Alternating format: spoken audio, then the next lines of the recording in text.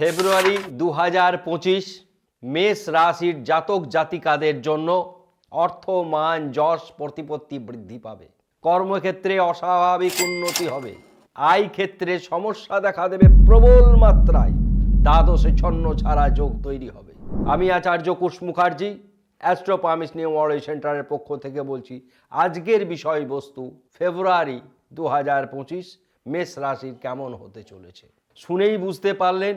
বিশেষ কিছু ক্ষেত্রে অত্যন্ত শুভ ফল, দুটি ক্ষেত্রে অস্বাভাবিক মন্দ ফল। মন্দ ফল বলবো এবং মন্দ ফলের প্রতিকার বলে দেবো। কোনো গ্রহরত্ন ছাড়াই ঘরে বসেই করতে পারবেন। আমরা এই প্রতিবেদন বলার আগে একটি কথা বারবার বলবো যে আপনারা যারা আমার সঙ্গে প্রতিনিয়ত আমার ইউটিউব চ্যানেল দেখে আমার সঙ্গে যোগাযোগ করছেন, আপনারা খুব অনুপ্রাণিত। আপনাদের কথাবার্তা আমাদের খুব ভালো লাগছে।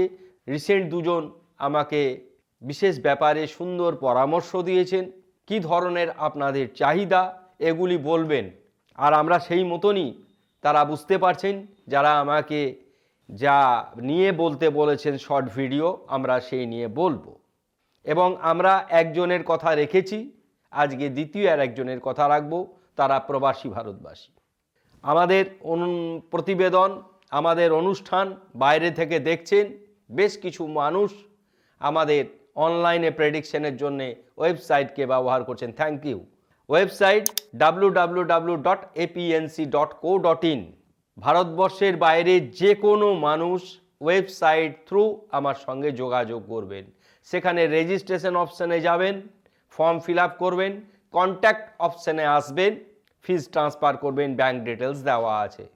এবার আমরা যে কথাবার্তাগুলি বলবো তার মধ্যে প্রথমেই বলবো মেষ রাশির জানুয়ারি কেমন গেছে। মোটের ওপর অত্যন্ত সুন্দর। ফেব্রুয়ারি দুটি ব্যাপারে কপালে ভাঁজ পড়ে যাচ্ছে। দুটি ব্যাপারে কিসে? প্রথম ব্যাপার হচ্ছে দ্বাদশে ছন্ন ছাড়া যোগ, একাদশে 20 যোগ। রোজগার অর্থাৎ আয় বৃদ্ধির ক্ষেত্রেটাই সমস্যা, আর ব্যয়ের জায়গায় সমস্যা। দুটি সমস্যাই ভয়ঙ্কর। আমরা একমাত্র চ্যানেল দাবি করতে পারি প্রত্যেকটি গোচর নির্দিষ্ট সময়ে আপনাদের কাছে প্রতিকার সহ পৌঁছে দেওয়া হয়। আসুন আমরা ফেব্রুয়ারি 2025 কেমন যাবেন তার আগে গ্রহের বিন্যাস বলে নিচ্ছি। বৃহস্পতি বক্রী অবস্থাতেই বৃষ রাশিতে রয়েছে। মঙ্গল মিথুন রাশিতে রয়েছে, কর্কট থেকে মিথুনে, তিনিও বক্রী অবস্থায় রয়েছেন। কেতু কন্যা রাশিতে রয়েছে। এবার কেতু কন্যা রাশিতে থাকার পরে সরাসরি আর বৃশ্চিক, ধনু এগুলিতে কোনো গ্রহ নাই, সোজাসুজি বুধাদিত্য যোগ তৈরি হয়ে গেল মকর রাশিতে। মকর রাশির বুধাদিত্য যোগ আপনাদের ক্ষেত্রে সেইভাবে ফলদান করবে, অর্থাৎ মকর রাশির বুধাদিত্য যোগ তৈরি হয়ে গেল দশম ক্ষেত্রে।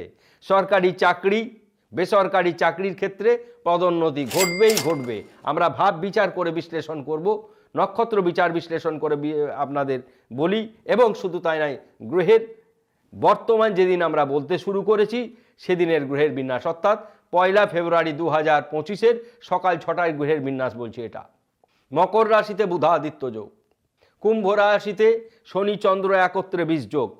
যেদিন মাস শুরু হচ্ছে সেদিন 20 যোগ, 2.5 দিন থাকবে কিন্তু 20 যোগ দিয়ে শুরু হয়ে গেল।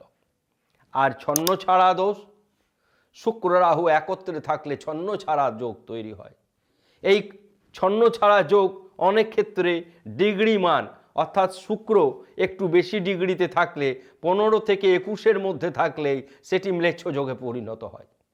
নাম শুনেই বুঝতে পারছেন ছন্ন ছাড়া যোগ, ম্লেচ্ছ যোগ এগুলি কি ধরনের যোগ। এই গেল গ্রহের অবস্থান। শুক্র রাহুর দ্বাদশে থাকা অত্যন্ত বিপজ্জনক বিষয়। আমরা 1, 2, 3, 4 করে বলবো।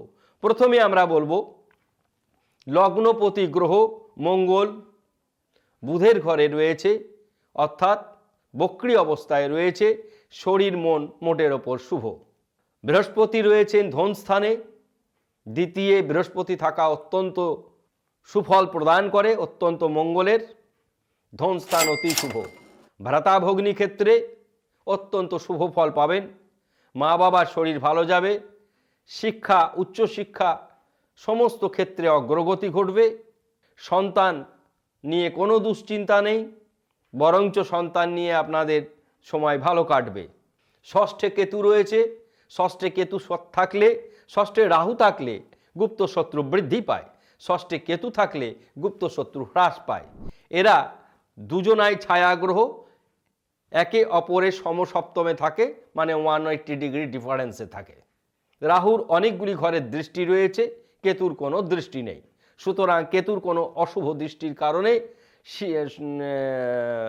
ষষ্ঠ স্থান অর্থাৎ গুপ্ত শত্রু, বন্ধু, রোগ ভোগ এইগুলি মোটামুটি আপনাদের জন্য সুখেরই হবে। প্রেম বিবাহ দাম্পত্য, অধিপতি গ্রহ শুক্র রাহুর সঙ্গে রয়েছে দ্বাদশে। এই প্রেম বিবাহ দাম্পত্যের ক্ষেত্রেও কিছুটা সমস্যা দেখা দেবে।